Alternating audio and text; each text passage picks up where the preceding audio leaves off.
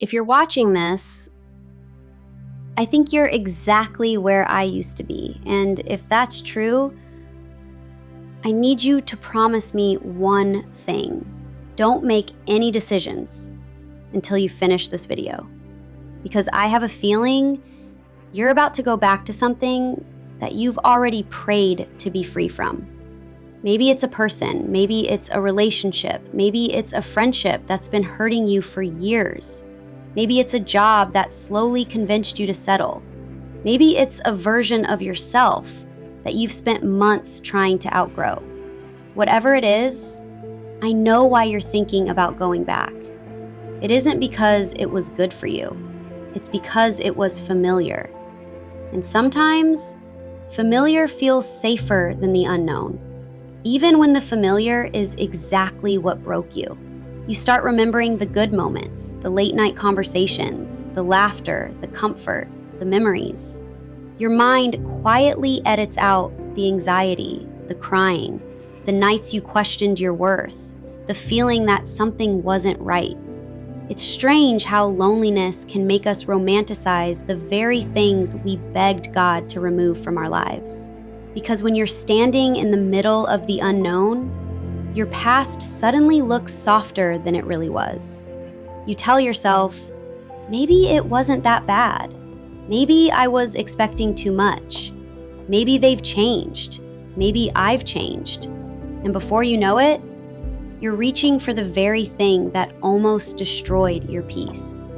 Can I tell you something I wish someone had told me? Missing something doesn't automatically mean you're supposed to return to it. Read that again. Missing something is not proof that it belongs in your future. Sometimes you don't miss the person. You miss having someone. You don't miss the relationship. You miss feeling chosen. You don't miss the place. You miss the certainty it gave you. There's a difference, a really important difference. Because if you don't learn to separate what you actually miss from what you're simply afraid of losing, you'll spend your entire life returning to places that you've already outgrown. And I don't want that for you, because I don't think you're standing at the end of your story. I think you're standing at the doorway of the life you've been asking for. And sometimes the hardest part about walking into your future is refusing to walk back into your past. Have you ever noticed that the urge to go back almost always shows up when you're lonely? Not when you're genuinely happy, not when your life feels full, not when you're excited about your future. It shows up on the quiet nights, the weekends with no plans, the moments when life feels uncertain. Because that's when your mind starts searching for something familiar. And here's what most people don't realize. Your brain is not always trying to make you happy. It's trying to make you safe, or at least what it believes is safe, even if that safe place is the very thing that hurt you. Think about that. You can miss a person who constantly made you question your worth. You can miss a job that made you dread every Monday. You can miss a city that never truly felt like home. Not because those things were good for you, but because your brain already knew them. They were predictable. And predictable feels comforting when your future still looks uncertain. That's why healing feels so uncomfortable. You're asking your mind to leave the known for something it can't see yet. And that's terrifying, because certainty is addictive, even when certainty is painful. Have you ever caught yourself saying, "At least I knew what to expect"? Think about those words, at least. At least they texted back sometimes. At least the job paid the bills. At least my friends were there, even if I never felt understood. Do you hear it? At least. Those two words have kept so many people living lives they secretly want to escape. Because at least is the language of settling. The woman you're becoming doesn't build her life around at least. She builds it around peace, around purpose, around self-respect. And here's something I wish I understood sooner. The unknown isn't your enemy. The unknown is where everything you've been praying for is still waiting to meet you. But you'll never get there if you keep turning around every time the road gets lonely. Can I ask you something? When you picture going back, what is it you're really hoping to find? Take a second, really think about it. Is it them? Or is it the feeling you had before everything fell apart? Because those are not the same thing. Sometimes we convince ourselves that we're missing a person, when what we're actually missing is who we were before the disappointment, before the betrayal, before the heartbreak, before life became so complicated. We don't just grieve people, we grieve versions of ourselves. The girl who still believed love would be easy. The girl who trusted without hesitation. The girl who thought forever meant forever. The girl who didn't know how much strength life was about to ask of her. Of course you miss her. I miss her too. But here's what I've learned. You can't go back to a version of yourself that no longer exists. And that's not something to be sad about. It's something to be grateful for. Because she got you here. She loved deeply. She hoped endlessly. She believed the best in people. And even though she got hurt, she taught you what mattered. Now, it's your turn to take what she learned and build something wiser. Not colder, not harder, wiser. There's a difference. Healing isn't becoming someone who never trusts again. Healing is becoming someone who trusts themselves enough to walk away the moment peace disappears. That's growth. That's maturity. That's self-respect. And that's why going back would cost you more than you realize. Because every time you return to a place that you've already outgrown, you send yourself a message. My loneliness matters more than my peace. My fear matters more than my future. My comfort matters more than my calling. But I don't believe that's who you are anymore. I think the woman watching this video has already outgrown the life she's tempted to return to. She's just waiting for her heart to catch up with what her soul already knows. And maybe that's why this decision feels so painful.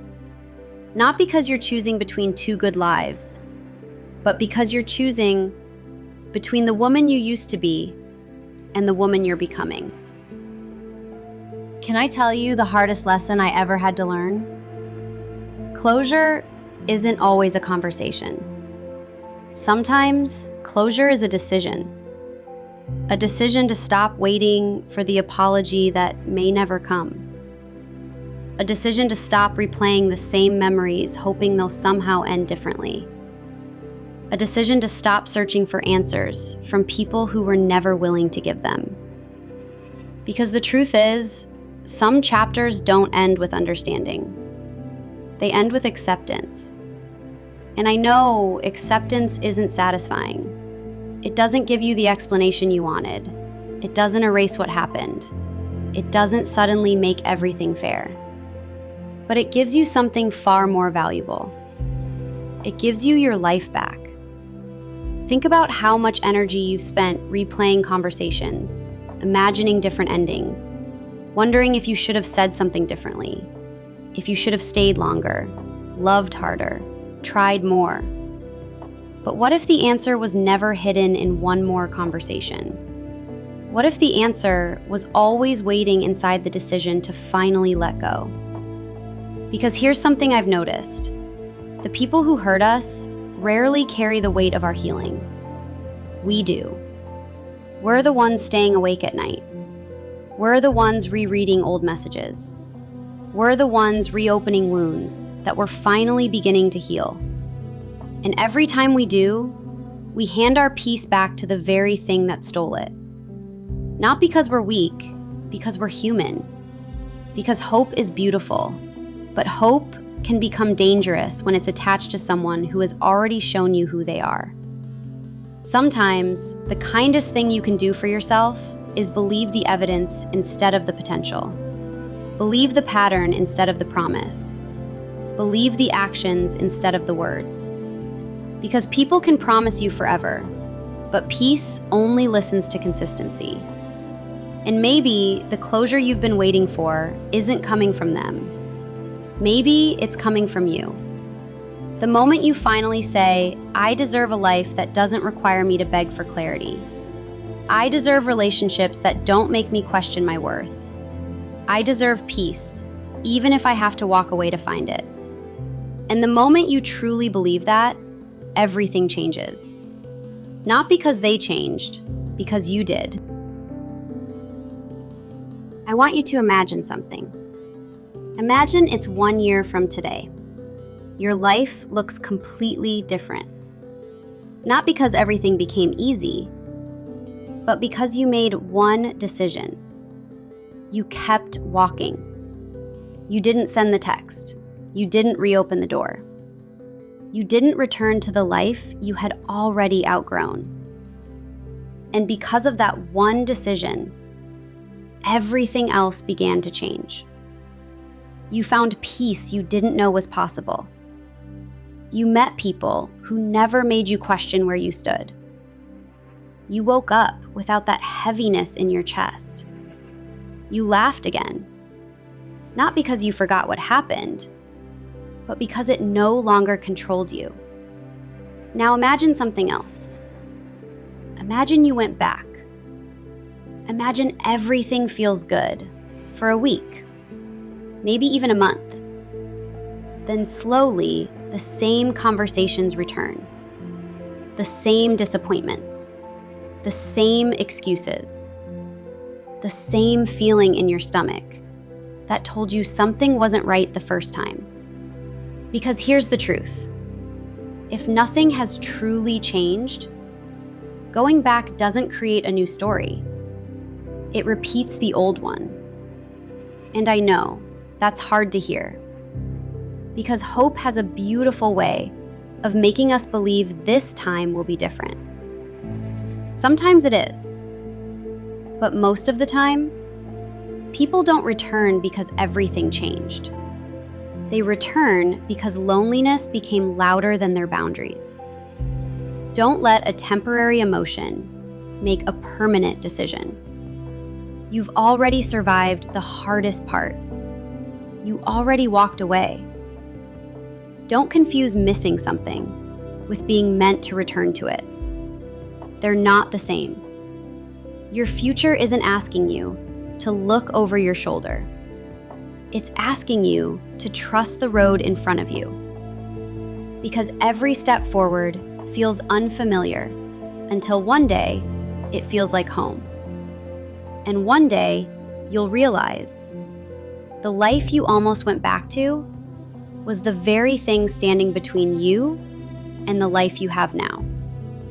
That version of you, the one who almost gave up, will become the reason you're living a life you once thought was impossible. So don't stop now. You're closer than you think. Can I tell you something? I don't think this decision is really about them anymore. I think it's about you, about the kind of woman you're becoming. Because every decision you make is a vote for your future, or a vote for your past. Every time you choose peace, you're casting a vote for the woman who trusts herself. Every time you walk away from what no longer serves you, you're casting a vote for the woman who knows her worth. Every time you keep your promise to yourself, you're becoming someone your future self can depend on. And that's how transformation happens. Not all at once, not in one dramatic moment, but in the quiet decisions that nobody else sees. The decision not to send the text, the decision not to check their profile, the decision to go on the walk instead of replaying the memories, the decision to open the book, to go to the gym, to pray, to journal, to rest, to begin again. Those moments may feel small, But your future is built from small moments, not giant ones. People think confidence arrives one morning, like a feeling. It doesn't. Confidence is evidence. It's built every time you keep a promise to yourself. Every time you say, "I'm not going back," and then you don't. That's confidence. Discipline isn't punishment. It's self-respect in action. Healing isn't forgetting. It's remembering without wanting to return. And one day, without even noticing when it happened, you'll become the woman who no longer has to fight the urge to go back, because she'll finally understand she never lost anything that was truly meant for her. She only made space for what couldn't find her until she let go. I know it doesn't feel that way today. Today, it feels like you're losing. But sometimes, what feels like losing is actually life making room for everything you've been asking for. Don't interrupt that process. Don't walk away from your own breakthrough just because it got uncomfortable. Stay here. Stay with yourself. Keep walking. One day, you'll wake up, and they'll cross your mind. Not because you still want them back, but because you'll realize they no longer have the power to change your day. The memories will still exist, but they won't own you anymore. You'll hear the song. You'll drive past the place. You'll remember the conversations. And instead of feeling your heart sink, you'll smile. Not because it didn't matter, but because it made you who you are. You'll realize you didn't lose yourself. You found yourself. Because if none of it had happened, you might still be settling. You might still be saying yes when your heart meant no. You might still be begging for love that required you to shrink. You might still believe that your worth depended on whether someone stayed, but not anymore. Now you know something your younger self didn't. The people who are meant for your life will never require you to betray yourself to keep them. Real love never asks you to become less. Real friendships don't leave you questioning your value. Real peace doesn't disappear every time someone walks away. And that's why you can't go back. Not because you're angry, not because you're trying to prove something, but because you finally met the version of yourself who deserves better. And once you've met her, it's impossible to pretend you don't know she exists. She's quieter than fear, but she's stronger. She doesn't chase, she doesn't beg, she doesn't settle. She trusts, she waits, she grows. She protects her peace, even when it's hard, especially when it's hard. Because she knows every no to the wrong life is another yes to the life she's building.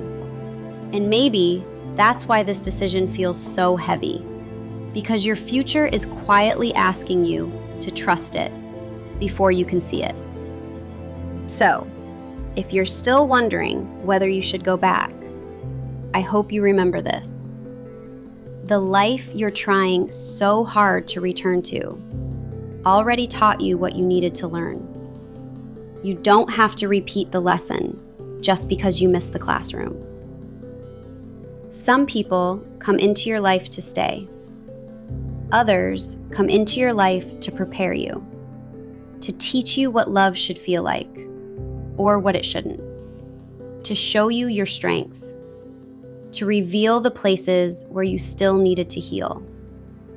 And once they've done that, their purpose is complete. Not every goodbye is a punishment. Sometimes it's permission. Permission to become someone you never could have become if you stayed. So don't confuse looking back with needing to return, because those are two very different things. You are allowed to remember someone without reopening the door. You are allowed to miss a chapter without rewriting the ending. You are allowed to love who someone used to be while accepting who they chose to become. And most importantly, you are allowed to choose yourself again and again and again. Because every time you do, the woman you're becoming gets a little stronger, a little wiser, a little more at peace. And one day, without even realizing when it happened, you'll become the woman who once watched videos like this, hoping she'd be okay. And you'll smile, because you'll realize she was going to be more than okay. She was becoming someone she couldn't even imagine yet. Maybe that's who you're becoming right now. Not because life suddenly became easier, not because the pain disappeared overnight, but because for the first time, you chose yourself instead of your fear. And that's where every beautiful life begins. So, if you're watching this and you're standing at the edge of a decision, choose the life that your future self will thank you for, not the life your fear is begging you to return to. Take a deep breath, put the phone down, close the old chapter, and take one more step forward. Your future is waiting there. Until next time, keep becoming.